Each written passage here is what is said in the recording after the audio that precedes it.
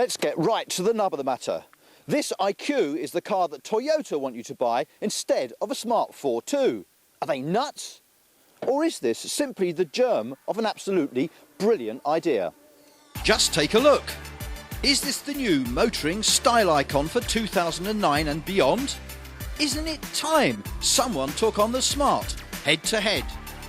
It's not as funky to drive as a Smart though, more like a regular Igo or a Yaris. And incongruously, this little 1 litre engine is really good on the motorway. It cruises happily 80 miles an hour and it's really quiet. But around town, you find yourself having to nip down into first gear. Far too often, because just the pulling power really isn't there. Does this matter in a city car?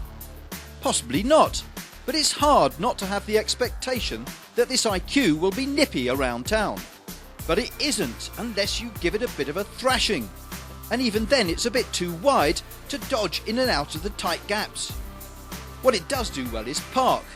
It's under 3 metres long, for heaven's sake, and it does a U-turn on a sixpence.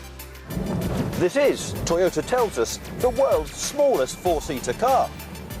And they have been dead clever. They pushed the passenger side fascia forwards to free up space on this side of the car, so at least there you can sit 2 reasonable sized people, one in front of the other. Yet, in a car this short, you shouldn't expect the impossible. It's either 4 people and no luggage, or 2 up and a few bags. More practical than the Smart then, and by a long way. They've even tried to imitate some of the Smart's wacky interior. This V-shaped centre console is, and I quote, a mathematical emulation of a manta ray fish. Very techno-organic. And this IQ does stand out on the street.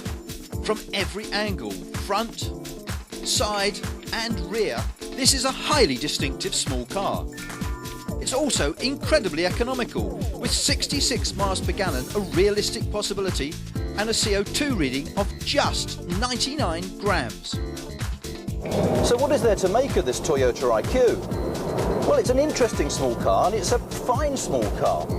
But it's also a very expensive small car, and that can only work if Toyota can pull off the same trick that BMW did with the Mini.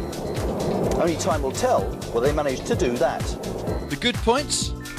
Well, there's that great parking ability, fabulous economy and CO2 levels, and surprisingly good agility on the motorway.